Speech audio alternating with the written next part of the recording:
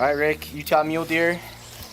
Maybe sit down. Utah muleys. Yeah, be comfortable. Chip. Make sure my string ain't or my wire isn't showing, Chip.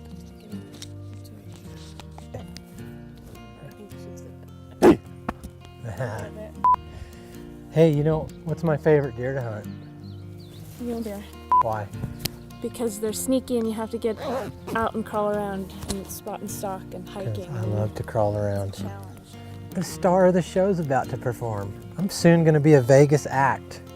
They're going to ask me to come to Vegas and show one of my special talents, and I don't even know which one yet.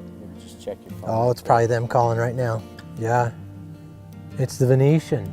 They want to know if I'm available this fall. No, I'm not. I'm going to have to decline because I've got a pretty good hunt schedule. Should I tell them you're available? No, I'm not. Highs and lows, Western hunting, Utah mule deer. Take one.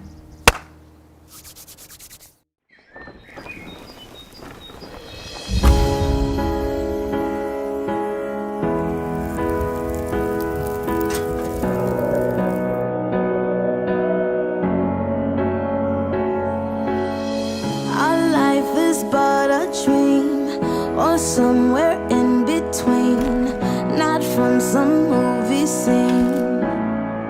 For all we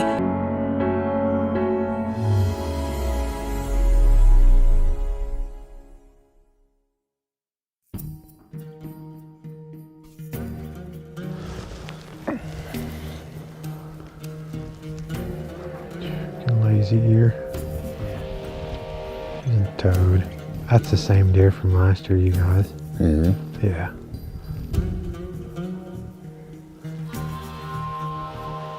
You can get some serious inside main beam credit on that thing. His backs are bad A. Does he have eye guards or no? That's what I was just looking at going, there's no wonder there's big deer in there because it's a pain. I mean, it's just, they got your number every time you try to get in there. They're, gotta get lucky. Unless they stay high. Well, we ought to go back up and look at back into where we were down at Steelman's. No, it's pretty cool when you can finally lay eyes on those big ones that these guys have been seeing and scouting all summer, and then another big one pops out and another one, and it's like, where do they come from? But this is where they live.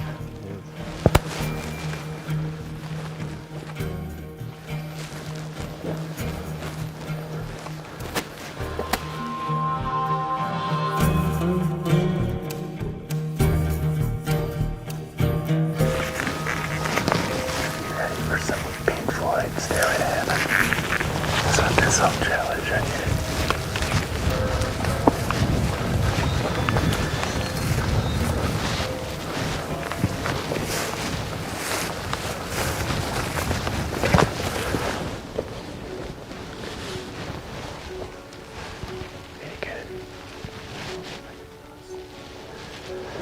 Right here, the two dead behind, or the two dead trees. Okay, come back to the right.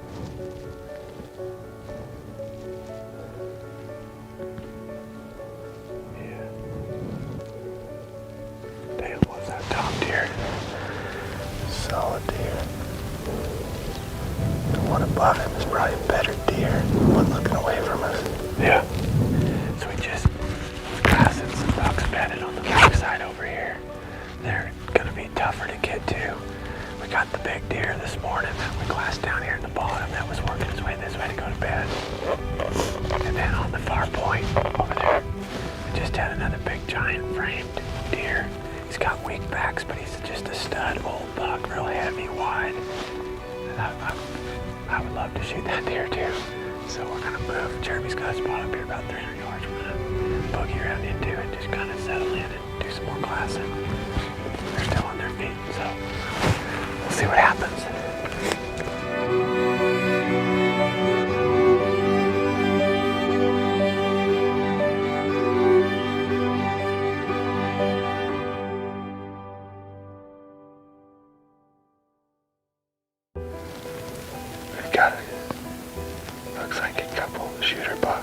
this avalanche chute. There's another one out in front of him. You see that one? Yeah, just barely noticed him. Yeah, good eye guards too. I'd shoot that deer all day long. It's gorgeous. And the double white throat patch to boot. Yeah. Just a little bonus he threw in there for you. That's some great video right now, though. Oh, yeah.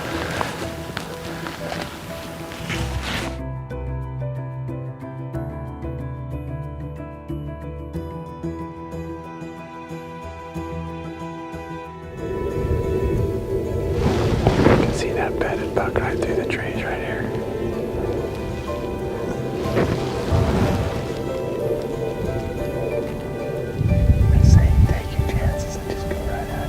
Try him.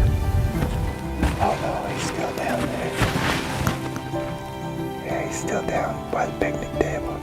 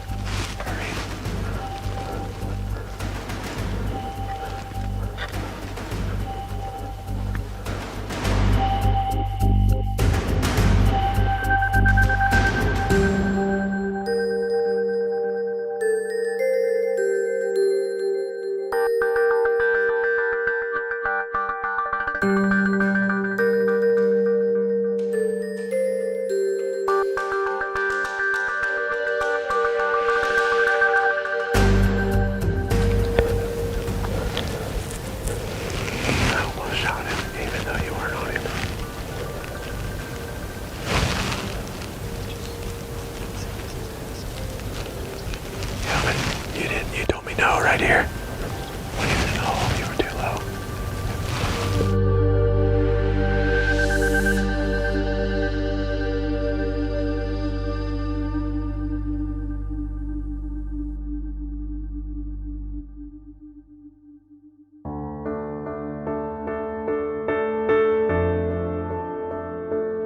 Well, this one kind of stung a little bit.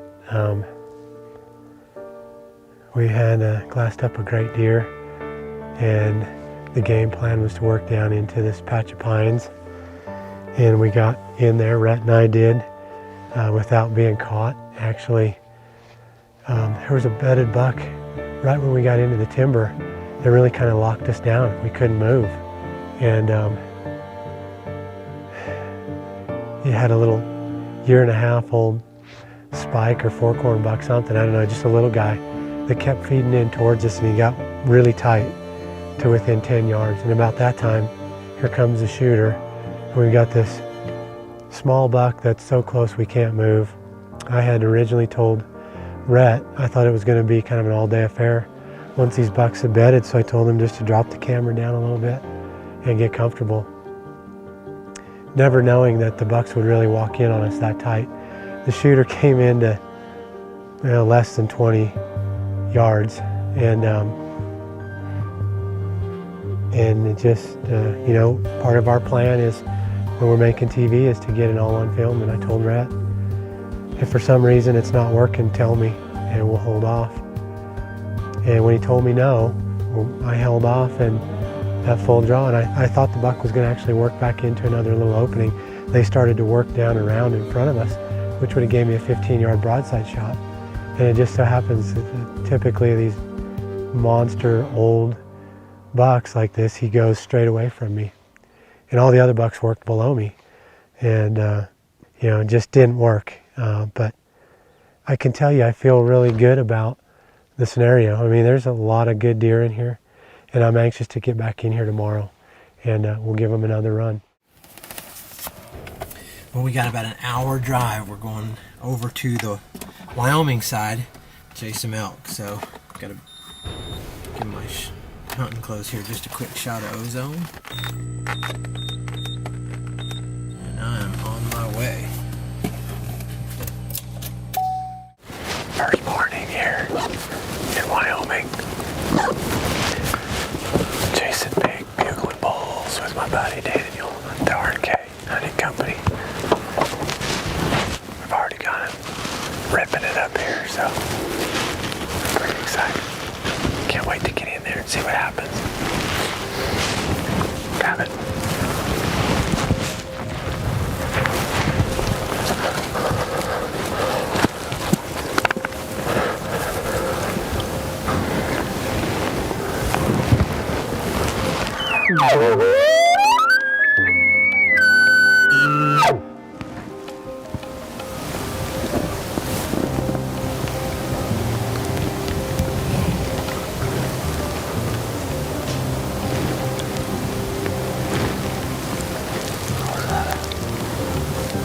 Stick break.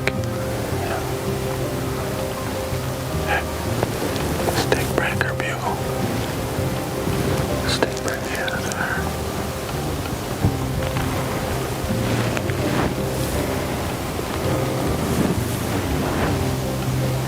So, we can either ease up on here and then work the ridge up.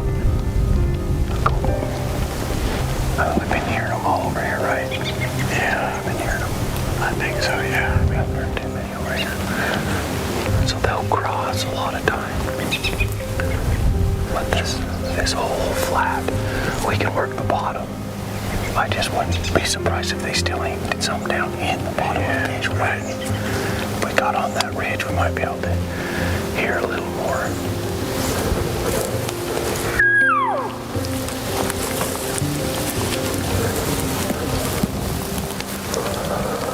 Did you hear that one when you were calling?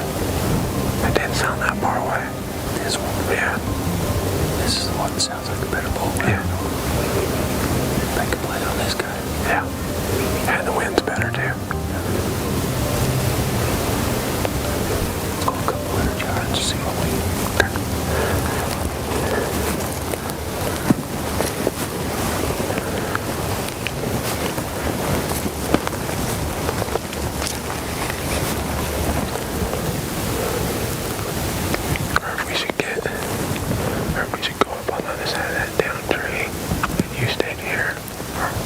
Maybe he's gonna, kind of wheel through here, and then have a lane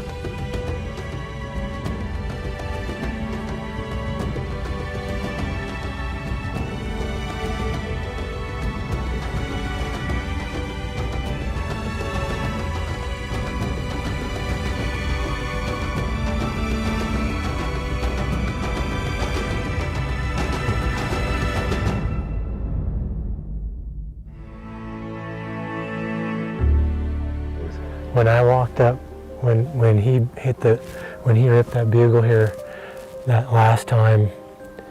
Well, the one before the last time, and I moved up, and I saw him coming through the timber, just, you know, bugling, seeing his breath. He's all backlit by the sunlight and stuff. I mean, it's just this pretty. That's why you come out here.